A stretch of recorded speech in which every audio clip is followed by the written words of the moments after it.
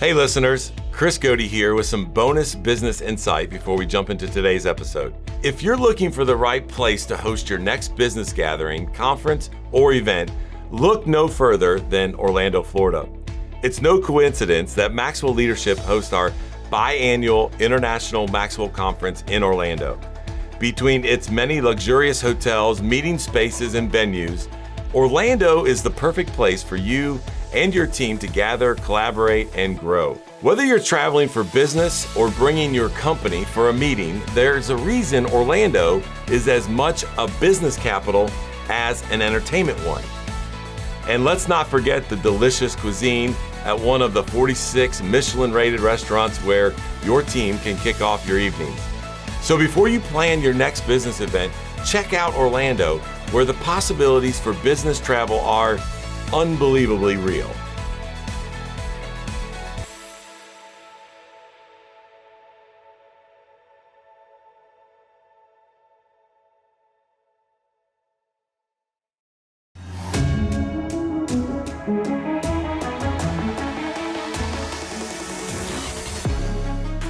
Welcome to the Maxwell Leadership Executive Podcast, where our goal is to help you increase your reputation as a leader, increase your ability to influence others, and increase your ability to fully engage your team to deliver remarkable results. Hi, I'm Perry Holley, a Maxwell Leadership facilitator and coach. And I'm Chris Goede, Executive Vice President with Maxwell Leadership. Welcome and thank you for joining. As we get started today, I want to encourage you to go to maxwellleadership.com/podcast. There you can see all of the podcasts that we've done. This is what? 270. 270. Man, so there's all kinds of topics for you to choose from there. Something you might be dealing with, leading through. I would encourage you to go there and you can see all of those. Also there, you'll be able to, you'll see our other podcasts as well, and you can tap into that. And if they go to episode 1, they'll find out why I'm here. 100%. A little background, a little teaser. Go listen to 1. You'll be like, thank God Perry's now on the podcast. I showed up at 2. Yeah, he did show up at 2, and it didn't take much coaching. But there you can click on this podcast, fill out a form, and if you have any questions or thoughts, or if we can serve your team in any way, we would love to be able to do that. Well, today's topic is titled From Leader Follower to Leader Leader. And I'm really intrigued by today's topic. I know that this idea has come from Captain David Marquet in his book, Turn the Ship Around. And in that book, he was the captain of the USS Santa Fe, which was a nuclear submarine in the Navy. And I've heard you teach on this before. I love how you teach and facilitate teams and sessions with stories and analogies that kind of really bring the principles home. So I look forward to diving into this today. Yeah, Captain Marquet has got a couple of really good pieces out about communicating in leadership and how communication matters. But this one was the idea that he took over the Santa Fe and couldn't get any rest. Everybody had to ask him questions. He realized they were really good, even at night, have to knock on his door to get responses from him about turning the ship or whatever. And he just was big on the fact that we're really good at leader follow. I think this is true for most of us. So true. Matter of fact, and when I'm coaching, I'll ask a group, a leader, I said, if I went behind you, left you here right now, and went and asked the people on your team, are you a leader? Who's a leader? Are you leaders? They would say, oh, no, the boss, he or she, that's the leader. They're thinking about it from a title, and that at a position is how they view that. Well, we teach that leadership is influence. And if you truly buy into the fact that leadership is influence, then you don't need a title. Everybody on your team should be thinking like a leader. Right. Thus, when Captain Marquet said he really thinks we're really good at leader follower, but would you be better served if you operate in a leader environment where you may be the leader with the title, but everybody's a leader with influence on the team? And should they be doing that? What's your thought about it? If you thought, would your whole team, if they thought of themselves as leader, would that be better for you or worse? 100% it'd be better. And I want people on my team that think with like an ownership mindset. Like, take this baby, run with it. It's your responsibility. Here's what your KPIs are. Here's what here's what you're going to be looked at and what the organization needs from you and to lead it. I also think right now, and I'm going to pose a question to you as we jump into more and more of the content here, but right now I've had people say, hey, what are you learning? Like, what are you really trying to work on right now in your leadership? And for me, it's interesting because my initial response is leading leaders. And then I go, so then we've talked about how I often think of the opposite of that. I go, so does that mean I've just been leading followers? Mm-hmm. So it's a mindset that I think we have to have at all times as looking at everybody on our team and how would we lead leaders or how would we lead our team, which, oh, by the way, because we believe that influence is leadership, they are leaders. And so as you begin thinking about this from a leader, I think it's an incredible kind of like paradigm shift that you have to go through and think about. Well, Captain Marquet said in the book that he thought a top-down leader-follower is okay if you're measuring performance over the short run.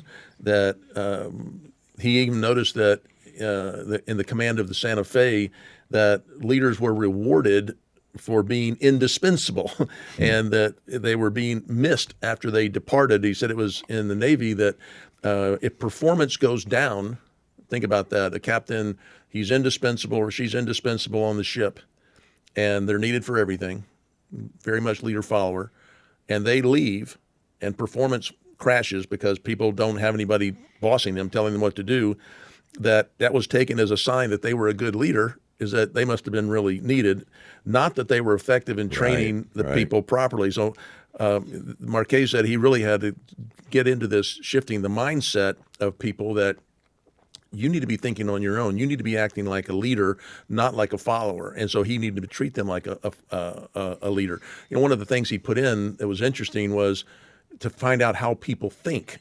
He would say, instead of asking me, Captain, what should we do next? I want you to state what you think we should do next. So he introduced the Captain I intend to.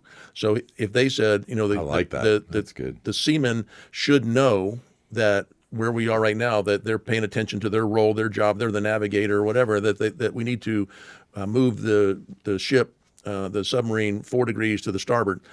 They would say, Captain, I intend to direct the ship 4 degrees to the starboard. And Marquet would know that that's the right thing. He would just say, carry on. If they said, Captain, I intend to launch a nuclear weapon to see if the weapon systems work, he would say, tell me more, because that's not the right thing to do right now. So he could hear their thinking, but then he would not. I like that he would a say, lot. tell me more. Then he would hear their thinking. Then he could coach their thinking. And he said, once you know how somebody thinks, you know where they're coming from, that he could actually get them thinking more like a leader. What would a leader do now? What should you be doing in your role? So I love this, Captain, I intend to. Instead of me telling you what to do, you tell me what you think you should do, and I'll either confirm or deny it. That little segment right there is worth your entire 20 minutes of listening to this podcast, because as we're leading teams and as we're leading groups and individuals, you want to help them think differently. And but you got to first understand, how do they think? And by that illustration right there, that allowed him. And as leaders, we need to do a better job of that. And when you get into this leader model, it's really about things we've talked about around the 5 levels of leadership, being able to develop people and empower people at all levels so that they take ownership of it. Where you're taking the opportunity to coach and to mentor. I love the tell me more. Why are you thinking that? And so then you can dive in and coach them versus just giving them a directive. When you do that, there's no doubt. You and I know this. We've sensed it and felt it in teams and organizations that we worked with. When this is happening, there is a culture of trust, of collaboration, of energy that gets raised up. And so I agree with all of that. So now the question becomes, to those that are listening and those leaders and even us, well, how do we go about that then? How do we go about moving from the leader-follower to the leader-leader? Well, I have a point of view on that. I know you do. And tell me more about that, Perry. Tell me more. Yeah. Yeah. Well, I think first you start with developing a culture of leadership, and that you got to start teaching leadership is influence. You know, I was thinking as you're talking to now that we talk about the 5 levels being a common language of leadership. And when you start having this common language, that you're teaching people how to increase influence. And by the way, influence 360 is not just influence down to your follower team, it's influence across to your peer group, influence up to your leader. So are you in this culture of leadership? Are you infusing leadership into your team's thinking? We have a whole podcast on infusing leadership into your team's thinking, little small things you could do. And does every person on the team own their own personal development? So you can direct it in the direction of, we need to be thinking more like leaders. How do we grow as leaders? And maybe you could even hit on law of the lid. I think you hit that a couple of podcasts ago, but I think you meant, as you say that so well, about being a lid lifter. Yeah. But that's, to me, is having this culture of leadership. Hey, podcast listeners. Many of you listening right now would probably love the autonomy that comes with owning your own business or becoming a coach that helps other businesses succeed. Well, we have a phenomenal strategy where you are 100% in control of your own business, earning income on your own terms, and have access to the people, tools, and resources you need to build a thriving leadership development business. When you become a Maxwell Leadership certified team member, you join a global community of entrepreneurs led by our expert team of mentors and faculty, including John C. Maxwell. You'll also get one of the top leadership certifications in the world next to your name, giving you the boost you need to get started. Visit us online at maxwellleadership.com/join the team to find out more. As a leader, you have to get to the point where you are continuing to develop yourself in a way that you're leading people and encouraging them to lead themselves to be able to lift that lid, right? And when you do that, you're all of a sudden going to see a room of leaders. You're going to see people that now are thinking a little bit differently. You're going to understand how they're thinking. You're going to be able to lift a lid on how they're thinking. And all of that will just come hand in hand with that. The second point you have here for us is stop being the genius and become a genius maker. Obviously, this refers to Liz Wiseman in her book, The Multipliers, Yes. which is a great book, one of John's favorite books of hers.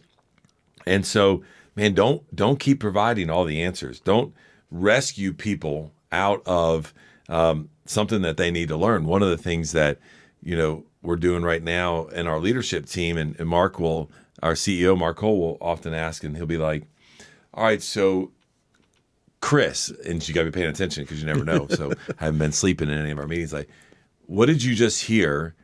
And then how does that impact your thinking on the enterprise as a whole? And you're beginning to go, So then around the table, hopefully the individual geniuses are coming out at a higher level, and you're beginning to create genius makers by going through and asking questions like that, instead of saying, Mark would go, okay, well, here's what I heard. Here's what we're going to do. No, he's trying to pull out the answers from around the room so it looks a little bit differently. Yeah, that's really good. We talked podcasts ago or so. We talked about having a point of view, and I thought when he does that, he's asking you to be prepared with a point of view, and that is a leader. I didn't have that in my thing here, but I think it really is a leader concept that everybody comes prepared with a point of view. I have one, and I'm going to share it. But just because I'm the head person, I want to hear what you think. I don't know everything. What do you think? That's right. From your seat, Chris, what does it look like for the enterprise? And you may say something that Mark might just be blown away by. Think, I hadn't thought about that. But if you hadn't been prepared with a point of view, then you're just a follower waiting for him to tell you the point of view. Here's our point of view. Yeah, let me give you an example. We put an event on as we're recording now. It was just last week, called Exchange. And by the way, it's the longest lasting thing that we do here at Maxwell Leadership. 22 years John's been doing this. Every year it's about 2.5 days, 3 days of leadership, conversations, content, but also experiences. And it's incredible if you want to grow. And so if you're interested, just go to the website, fill out the form. But we were having a conversation. Now, I have the privilege of leading a team that put this on. And so for 11 months, we planned this thing. We're at dinner. So the event starts on a Wednesday. We're at dinner on Monday night with one of the content pieces and speakers that we were with. And we were going to not only have that individual speak, but then we were going to experience something that evening. And so we're going through and we're talking about how we're going to engage the team and what does this look like and how should we do this. And we then at our level had already our mind made up, right? But at that dinner that night, there were a couple people on the team that were just part of the team that what I would just say are kind of the implementers for us on some of the ideas. And it's interesting because the speaker sat back and he said, hey, so-and-so, one of the implementers, how would you do it? What are we missing here? Okay, so this is Monday, and we're started on Wednesday. And all of a sudden, that individual's like, well, you know what we should do is we should do this, and I've seen that, and I've seen that. And all of a sudden, we all leaned in, and we go, man, that's you have a point of view, right? We're pulling out your genius because you do these type of events, and you're an implementer. And so that got pulled out, and they had a voice. They had a voice.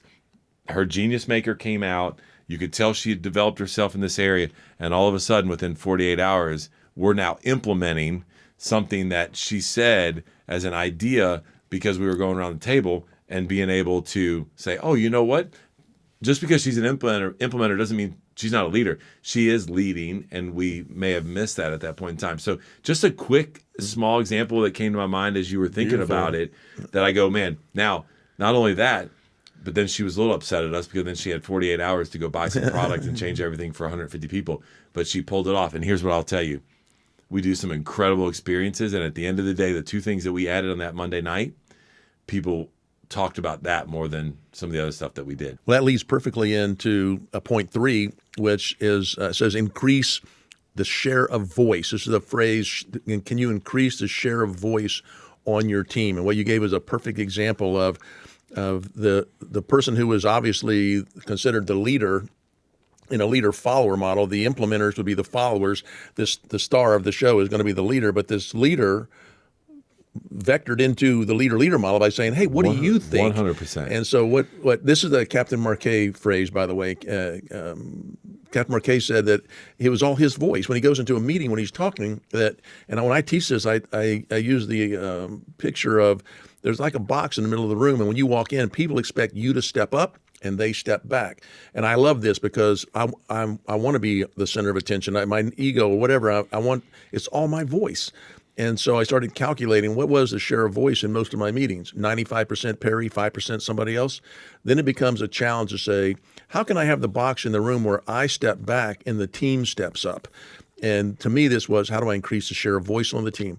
How do I make you have a point of view, insist that you come with a point of view, ask more questions, listen, be curious, get others talking about how should we solve this? You gave a perfect example. Hey, we got this thing. How would you do it? Increased share of voice goes across there right away. We teach on the generational leading different generations offering that we have now. And one of the things I picked up from there about, especially with younger generation, if you want to increase the share of voice, one thing we teach there is the describe, don't prescribe. And I love this. Fantastic. Is that I tend to, as a leader, I think most of us do, is we come in and say, here's the prescription, do this and this and this. And what we're learning with the younger generation is that don't prescribe it. Describe what you're thinking about, what's the outcome, and then ask them to come up with the prescription. So here's what I'm trying to accomplish. What do you think? That's right. How would you do that? And just what your talent did the other night. They said, instead of telling you, here's how we're going to do it, they said, well, that's what we're trying to accomplish. How would you do it? So he described, or she, I didn't even say who it was, but they described, they didn't prescribe how to do it, and I thought they came up with a better outcome. I just had another thought that is a little bit of a paradigm shift. I was thinking about, we're doing a lot of work right now with sales teams. We have a content piece, influential selling. And oftentimes, and you have a lot of experience in sales, and I've led sales teams for a while, we go, hey, don't go in right away and give a prescription, before you diagnose what the problem is. That's right. Interesting thought maybe is to this, as we teach it, is it'd be interesting if you maybe even test it out and say, what if you describe what you do and then allow them to prescribe how that would help them? It's another way to go about the discovery. So that didn't cost you any extra on this podcast. Just a thought. You can tell where my mind goes. I really was not listening to Perry. I was thinking, but I could hear him. All right. The fourth is empower your people. Empower is a big, big, big word. And people just say it. They throw it around. Again, I believe if you're throwing it around, it's probably more about delegating, because empowering is a lot of work, and you have to really be intentional about it, and you have to go about developing those people. And so this can include making sure they're in the right role. It can make sure that you are modeling the way and showing them what to do. We talk about this from a development standpoint, right? We say, hey, make sure you know what you're doing. Make sure they're with you, right? Then you're with them while they're doing it. then they're doing it by themselves. You may be giving some feedback on the back end. And oh, by the way, then we want them to have somebody with them as they're doing it. So you have this loop of being able to empower and develop people and that they have the right skills. Make sure we're equipping them to do that. And then most importantly to us is make sure that they have a development plan, right? Because you can empower somebody, and then if they don't continue to grow, it's not going to be effective long time. And so that's just a way to think about when it comes to, you got to make sure you're empowering your people if you want them to be leaders of leaders. And then you do need to move, the delegation piece of that about moving decision-making away from you out to the people that are empowered to do that. Then you're empowering them to be leaders. And that, followers just do what the leader says. Leader model says that I'm empowering you to lead and of your own. You may not have the title. I may have the title, but you are acting as a leader. Finally, number 5, I just added here was encourage innovation and creativity. And the leader model, the team should be bringing ideas for change. We have a new course piece that I just rolled out last week for the first time on leading through change. And one of the things I say there, who's responsible for seeing the change? And if you're in a leader-follower model, it's you, the leader. But if you're in a leader-leader model, everyone on the team should be looking for opportunities to grow and improve. What is the continuous improvement? What is the next thing we need to be doing? How do we get better at that? What are the changes that are needed? So if you're the only change agent on the team, you're probably leading a leader-follower model and not the leader-leader. Well, this is incredible stuff for all of us to be listening to. And as I kind of wrap up my thoughts, I started off by saying this is relevant to me because people say, what are you trying to grow and develop in right now? And I am thinking about how do I lead leaders? But it's convicting as well because that means that maybe I haven't done a good enough job of leading my followers to become leaders, right? And so it is a little bit of a mindset shift. And so if you're listening to us and you go, man, I got an incredible team, you got to begin thinking about, are they leaders? Am I leading them like they're leaders, or am I leading them and expecting them just to be followers? And so Perry kind of walks us through 5 things right here that will allow you to kind of change that mindset shift. And when you do that, then you'll get to the point to where maybe you don't ever get to the point where I go, how do I lead leaders versus leading followers? You shouldn't have to ask that question. And so I appreciate the content as we wrap up today because it was convicting to me. But if we lead from the right standpoint from the get-go, you may never even have to ask that question that I've been leading for over 20 years, and now I'm asking myself that question. Fantastic. And by the way, highly recommend Captain Marquet's books, spelled Marquet. And he's got a couple, and I think you'd benefit from those greatly. I know I did.